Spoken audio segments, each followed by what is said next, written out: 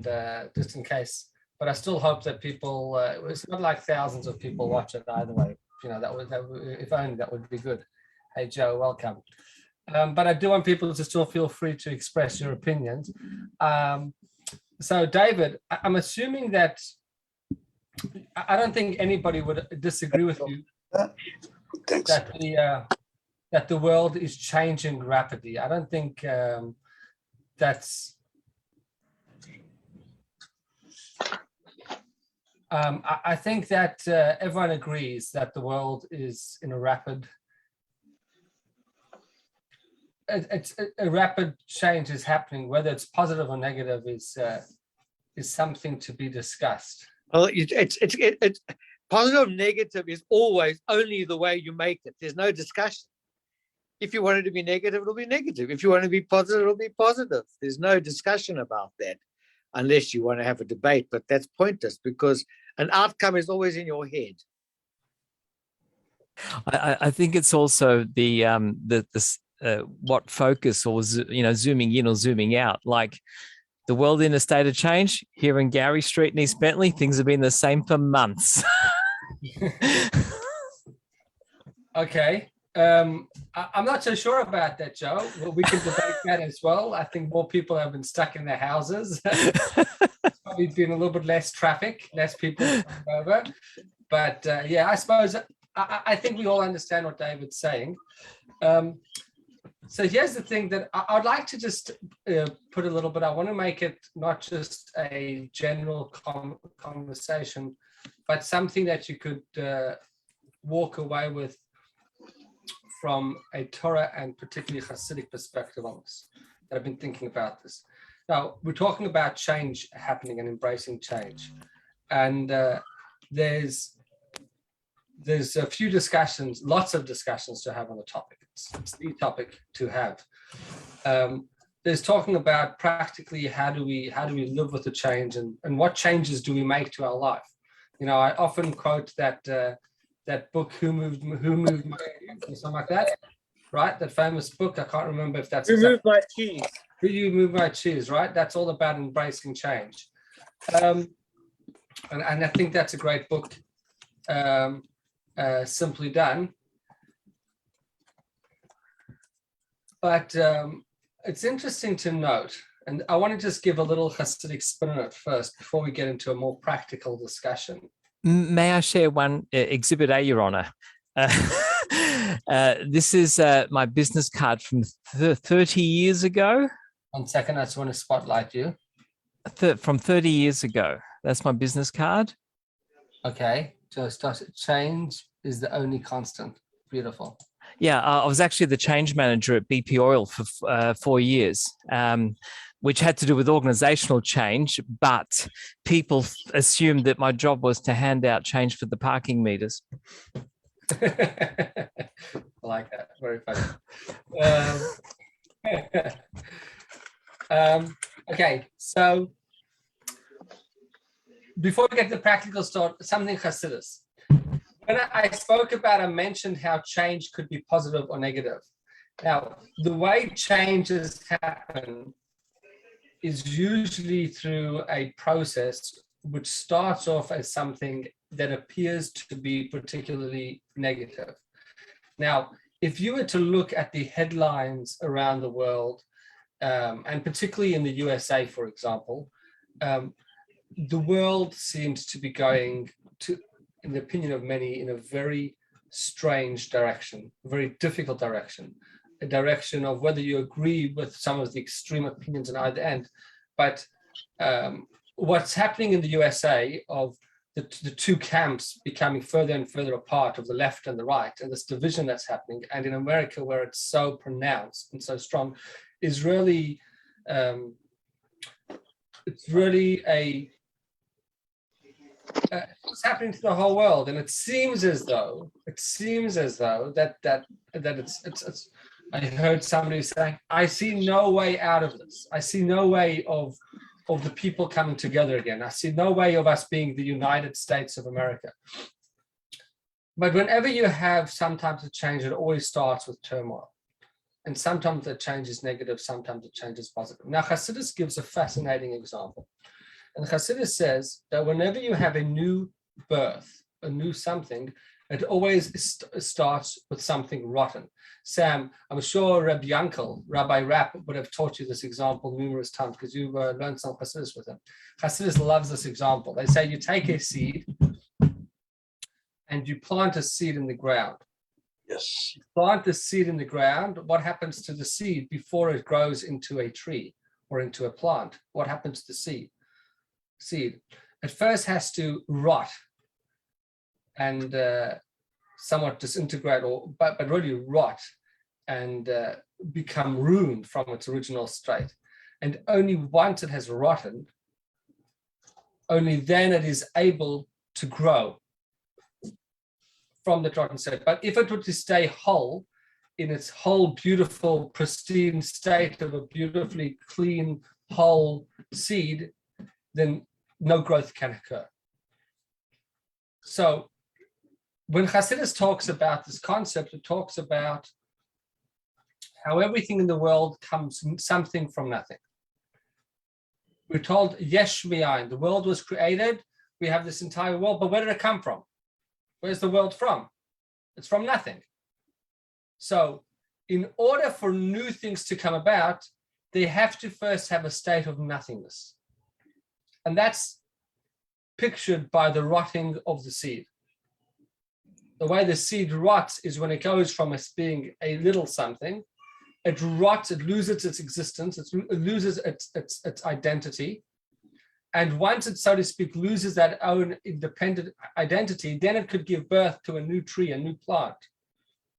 And we talked about the ground that looks like the lowest or the most inanimate of existences, giving it the ability. It needs particularly soil that took this vegetative thing, and only by planting it within soil, within the ground, within the inanimate, does it bring forth its awesome power of growth and reality. So whenever we look at the world and we see change, we're going to first see turmoil before the change. That's the way Hasidus understands it. Now, sometimes the change does not look very good, is not beneficial on the outset. Definitely the stage of tohu. If you look at 2 weeks ago, we started the Torah again, and we're told that when the world was created, there was tohu vavohu. At first, on day one, it was all tohu vavohu. What is tohu? Tohu means just total corruption. Not corruption, but there's a better word for it. It's not corruption. It's like the opposite of chaos. Chaos. That's what I was looking for. Absolute chaos. When you say chaos, what's the difference between chaos and the opposite of chaos? Is that the next stage is what we call tikkun, rectification. What happens in the stage of chaos? In the stage of chaos, everything is, there's all these new things together, the old to mix together with the new, and everything is all there together. And we're told that when Hashem created the world in stage one, he just put everything there. But there was no organization. There was no direction. So on day one, that first statement, Bereshit, it's a fascinating thing. We say that God created the world in 7 days. But in the first day, he says, Bereshit bara Elokim et hashamayim v'et haaretz. In the beginning, God created the heavens and earth. I don't understand. Did you create the heavens and earth, or did you do it over 7 days? And the answer is that on the first day, he created it, but in a state of chaos. In other words, he just put everything there, but he never made it orderly. He never organized it. He never designed it. He just put everything out. And then over the next 7 days, he deciphered and beautifully organized it into this beautiful world that we have, which for those people that like to make scientific connections could fit beautifully with the concept of the Big Bang. We were talking about this on Tuesday night.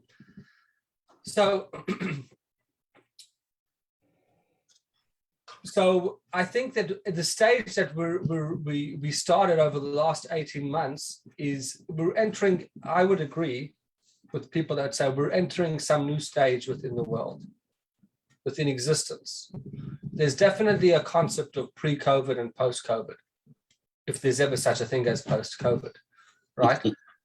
I don't know if there ever will be such a thing as post-COVID, but there's definitely a thing of the pre-COVID era and the COVID era.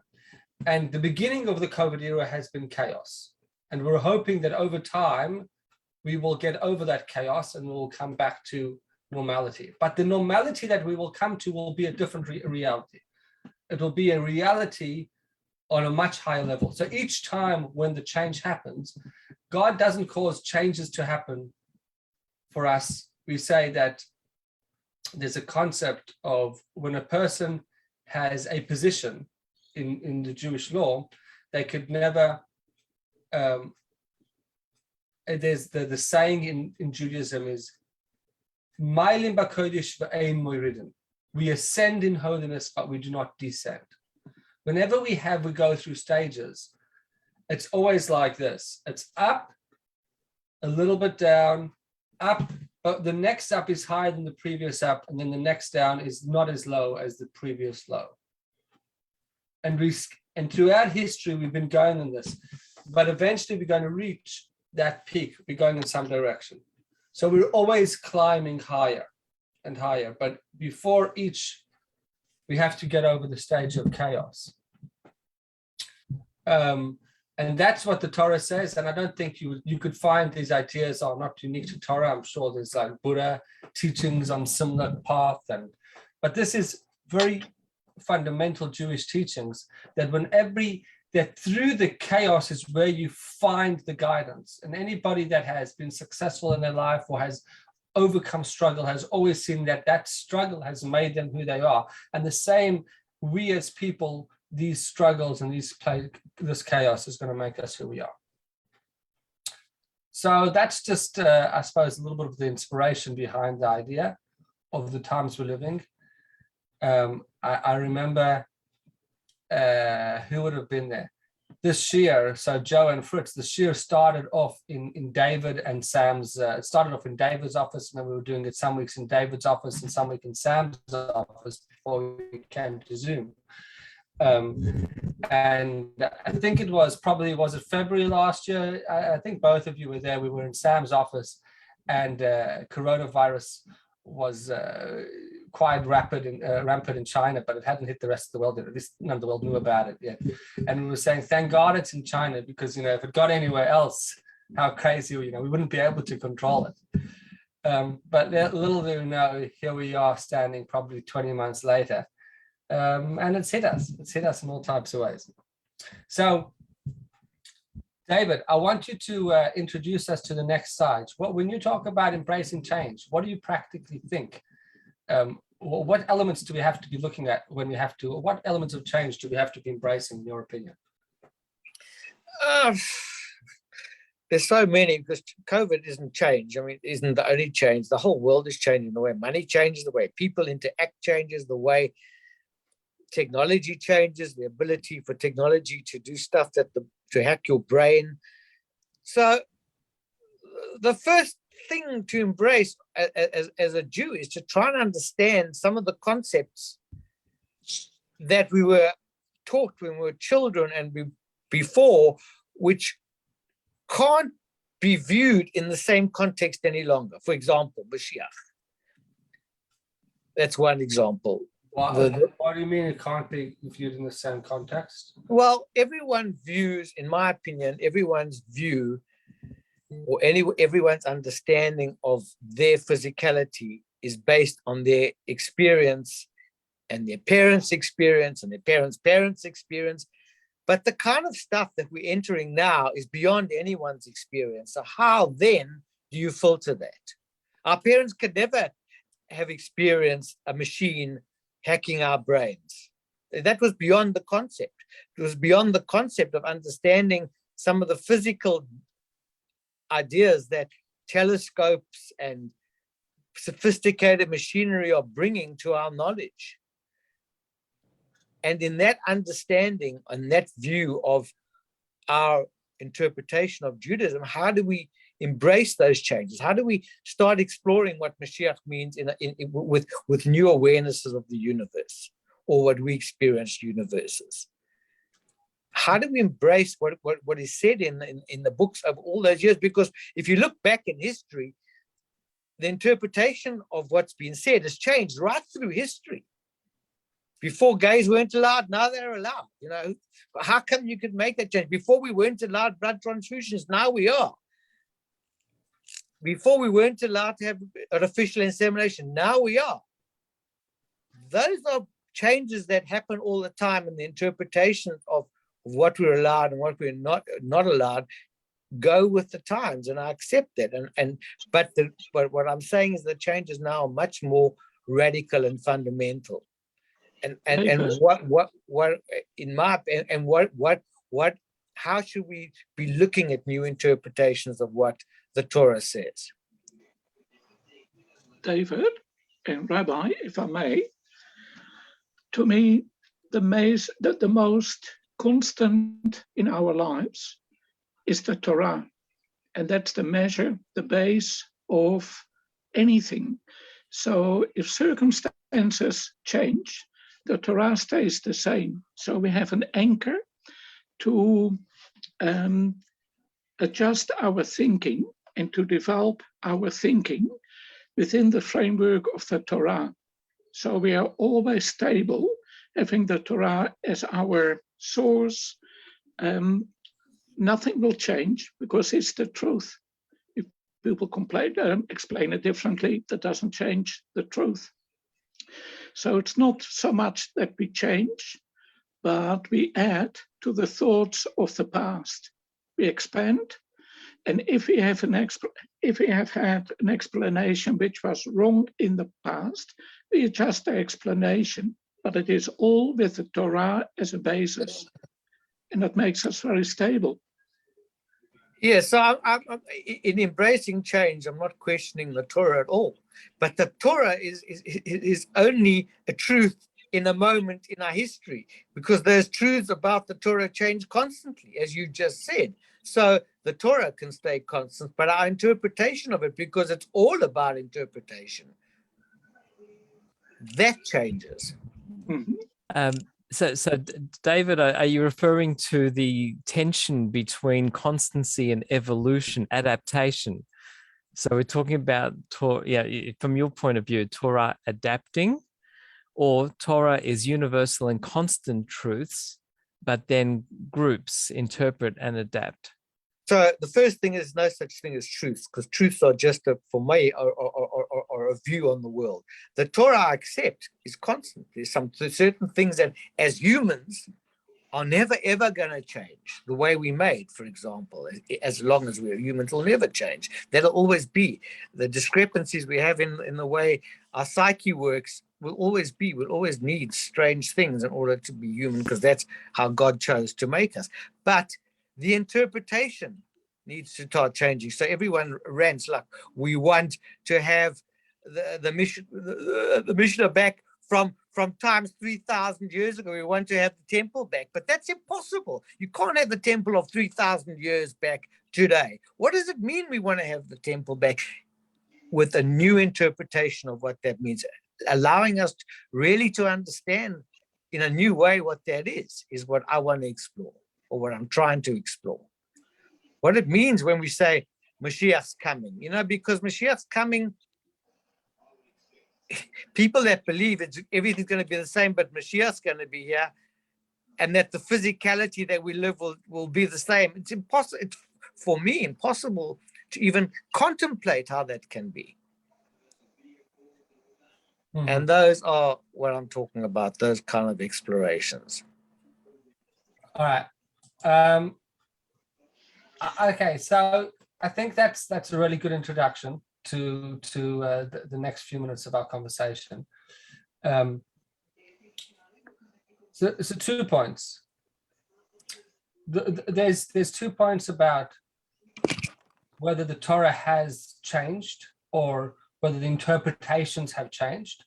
Have the interpretations of the Torah changed in the past? And the answer to that is no. Okay. Have the interpretations been adapted? And the answer to that is yes. Okay. So that's a very, very important definition. And I'm going to repeat that because it's really important. The Torah doesn't change. the interpretations don't change, but they can be adapted. And what that means is as follows, that if there was a particular interpretation given by Maimonides 1,000 years ago, or written in the Talmud on interpretation of the Chumash 15 or 16, 1700 years ago, or in the Mishnah 2,000 years ago,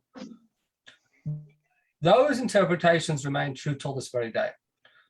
And we will use those interpretations and still abide by them. But as new things are discovered, there's a particular process of how rabbinical authorities have to use those old interpretations and find ways to adapt them into new discoveries, new technologies. So I want to just take the two examples that you gave. You spoke about homosexuality, and you spoke about artificial insemination, IVF. So homosexuality, I don't think anything's changed. I think just maybe by it coming to the forefront within society, we've learned how to adapt and to be more precise in our understanding that when the Torah forbade homosexual acts, it was not the people, it was not saying these people are unacceptable or anything like that, but the act, according to the Torah, has not changed. The act of a homosexual act is still forbidden, just like it's forbidden to eat non-kosher food. That act remains forbidden. But what could have perhaps changed is that perhaps in the old times, when somebody was found out to be a homosexual, perhaps, and I say perhaps because I'm not certain about this, but perhaps, and it's very likely that they would have been ostracized just from the knowledge of them being gay. And what we've adapted is saying, no, we don't ostracize people based on their sexuality. We say what the law is. The law is that the thing is forbidden, but the person is a kosher person. The Jew is a Jew is a Jew is a Jew. And the same thing is with people that eat non-kosher. They eat non-kosher. They're still a kosher Jew. They're still a Jew. And we've managed to stop putting everything in a box and to define things more clearly. Now, when it comes to IVF, like you say, I don't know what you're referring to when you say it was forbidden and then became permitted. What does happen is there is a concept of, and by the way, there's many people that believe that one day Orthodox rabbis, real Orthodox rabbis, will be marrying to people of the same gender. That's never going to happen. And just because you have quote unquote gay people, rabbis doing it, and quote unquote Orthodox rabbis, you look at what all those people have been saying in the past, and then let's make the decision. It's never going to happen. It's the same way that I can't go and give a hechsher on a pig. If you're going to clone a pig and you're going to make it in a factory that it gets grown, artificially, and it has exactly the same composer scientifically, and yeah, that's a different situation. Okay, but the pig will remain non-kosher. We can't one day come and say, well, that doesn't change. The interpretation of our understanding that a chazir is not kosher, that interpretation cannot change. But we can say, hold on a second, was it talking about the actual chazir, the actual thing? What happens if we're able to reproduce the taste and the exact makeup of the pig within a laboratory that has exactly the same makeup? Is it then not kosher? That's a different question. And then we could possibly say yes, because it's not a pig. It's something that just has the makeup of the pig. That's an adaptation that we can make. 1 second, Joe, just before we get to your point. Now, getting back to the point of IVF.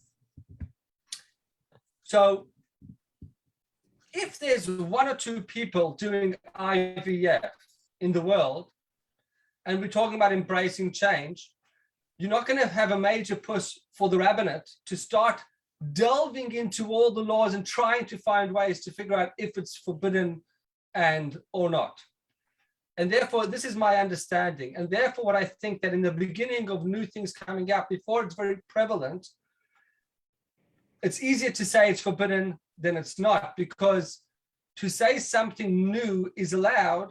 And by the way, IVF remains questionable till today. There's no authority that will say that there's no questions about it. It's become accepted, but it doesn't mean that it's accepted without question. It doesn't mean that there's no issues around it. And certainly it doesn't mean that it's not preferable. It's the best that we can do, because the science has taken us to a point where we can have 90% of people that back in the day couldn't have children, now they can.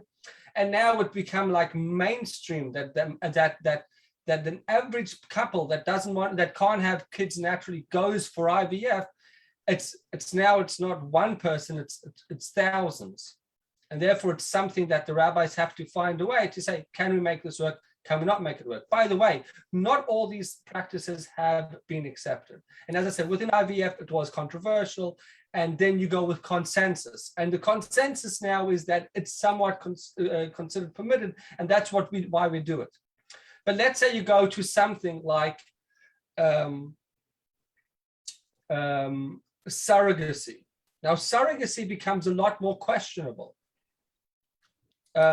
So if you're going to say IVF is when you're going to take the egg from the wife, and I'm calling it the wife, and the sperm from the husband, and you're going to put it together, it's a pretty straightforward case. There's questions about it. There are questions about it. Don't get me wrong. There are questions about it halachically, but they found ways. For example, halachically, it's against the Torah for a man to allow sperm to masturbate. Right? That's the halachic rule, and that hasn't changed. That's Torah law. So what do we do about it? In order to do IVF, you need to do that. You need to get that semen out of the man. So they found ways in how they make it to do it. Okay. So for example, they'll make sometimes they'll use a condom with a hole in it, or they have other ways of how they get the semen without having the person to masturbate. And sometimes, and some people say, well, because it's so important, like having a child, we'll so to speak, that it overrides it. But the questions and issues remain. But we just have to sometimes prioritize and figure out what's the most important. When it comes to surrogacy, there's more questions, and we don't have time to get into all the questions. And then there's surrogacy either way. Could you be carrying somebody else's child? And what about the father? What happens if it's not a wife? What happens if you're getting sperm donations or egg donations? All these type of things become much, much more complicated, and they're much less clear and clean cut. So as we progress within the world of technology, certain things become allowed, certain things remain questionable. And within the things that are questionable, we'll have some rabbis that will go this way, some rabbis that will go that way. And we'll have to come to generally the way halacha works, is we'll come to some type of consensus. With IVF, the consensus has been that even though some people will go in that direction. So embracing change, David, you're 100%. We always have to embrace the change. But we never can change the interpretation, the original interpretation. It never changes. But we have to find ways within halacha to see whether we can. For example, Zoom during lockdown for the Seder was not approved by mainstream Orthodox authorities. When I thought to say authorities, I'm not an authority. I'm just a person that has the title rabbi. I mean, really, real authorities. There was perhaps a few people that, like myself, that call themselves Orthodox, that gave the go-ahead and said that we can approve it for Seders during lockdown or Yom Kippur services. But that wasn't approved by mainstream rabbis. That didn't change, even though I think that it should be changed. So I just wanted to, that's really an introduction to understanding what are limitations to what change you can make. And of course, we would prefer to say, let's be all open. Let's go and say that if a woman wants to become a man, she could become a man, and she can get aliyah to the Torah, and she could become chazan, and she can marry. Then, you know, it would be wonderful, kind of wonderful, if we could just say, let's just throw everything and just find a way to make everything work, and just make every technical new invention that comes about. Let's find a way to just make it work and just embrace it. And the problem with that is that we would be losing the core of what it means to be a Jew, because the very core of Judaism is this, and this is something that many people miss. Judaism, I once gave an hour class, which I'm going to give now in 1 minute. I called it the black boxes. Judaism has boxes. The most fundamental, if I were to ask you what's the most fundamental concept within Judaism, and most people don't get this. They say, oh, love, Avas Yisrael. Well, you're right, look at Rabbi Akiva. Or belief in God. Or the family. Or community. All these are incredible concepts which Judaism definitely emphasizes. But the truth is that Judaism has a very clear differentiation between what is right and what is wrong. That's the greatest principle within Judaism, that there is a right and a wrong. And that's a concept that the rest of the world struggles with, because there's no central concept of what is right and what is wrong. Therefore, anything goes, and who are you to say that something is right or wrong? But the fundamental concept within Judaism is that this is kosher and that is not. This is allowed and that is not. That's the most general and important concept within Judaism. And therefore, as long as we keep within the box of what is right and what is wrong, we can embrace, and we should embrace, all change. But we cannot change and make a wrong right, because that would not go against that law. That goes against the very foundation of what it means to be a Jew, or the foundations of Judaism, that there is a right and a wrong. Because when we try to take a wrong, which was a God-made wrong, and make it a right, then we are not just undermining something, you are undermining all of Judaism. All right, so that's the 1 minute. It's a much bigger topic, but I just wanted to say that in one point. All right, Joe, you go first, and then we'll go to David. Yes, if I may move the subject back to food, because the gender, IVF, etc., that's a bit more trigger laden, I think, to debate. But so back to food, the example with the and it's ironic. I'm sure it's not coincidence. In our yeshiva chat group, we were hotly debating this in the last 24 hours.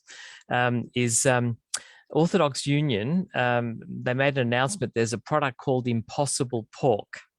Okay, so it's not made from pork. It's like bacon, like the fake bacon. So, and they've decided they're not going to grant a hechsher. They're not going to label this product as kosher, even though all the ingredients are indeed kosher. And they said they're not going to grant a certification kosher to Impossible Pork as long as it has the word pork in the product name. Now, that may be an example of what David's talking about. Well, that's an example of policy, as opposed to what I'm talking about. It's like having a kosher place where you can buy cheese, and there are other places all over America because it's not meat and it's not cheese. I don't agree with that, and I don't think that's part of what I'm talking about, even though it is part of the thing about embracing change. Has to be, first of all, to have the debate, not to have someone telling you what it is, to have the open debate. And this world, as the rabbi started saying, is becoming less open to debate than ever before. That's the first problem. David, you broke up there for a second. Change. Sorry, what was the second point? Sorry. David, I lost you. David, you still there?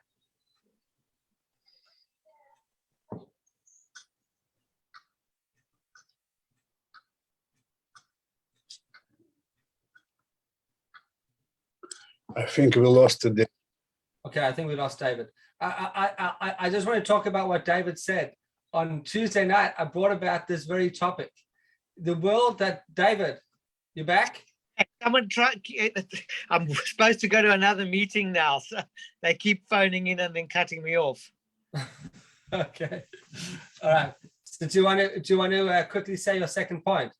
No. So the point is just this. I think debate. I'd like to have this debate under we learned people like you can guide us through the debate because there's a lot to be said. And I topic that needs to be embraced, because I do agree with what Fritz said, that the Torah is the Torah, but the Torah is never the Torah unless it's interpreted. Know what it's about. That's where the problem comes. Okay, I'm struggling to hear your second point properly, but I just want to say to your first point about debate. I certainly hope that the topic of debate, that you see that this canceling out and cancel culture, where we're not allowing debate and we closing accounts, etc., when people mention things, is something which is fundamentally against Judaism. As I was talking about this on Tuesday night, Joe was there on Tuesday night, that in Maimonides' book, what did they publish? What was the most published commentator on Maimonides' book? Hasagas Haravid, the man that argues with him. And Hasagas Haravid is only arguments and only disagreements. And when you look in Talmud with Jewish, if you take any modern day authority, they almost always will bring all the opinions of people that argue with them, and they always do. So debate within the Jewish world is definitely still happening. As long as we stay, the difference is as long as we stay within the guidelines. That's the only difference. Okay. Anybody actually wants to say one more, any other final points wants to bring up on the topic? Otherwise, we're going to have to revisit this sometime.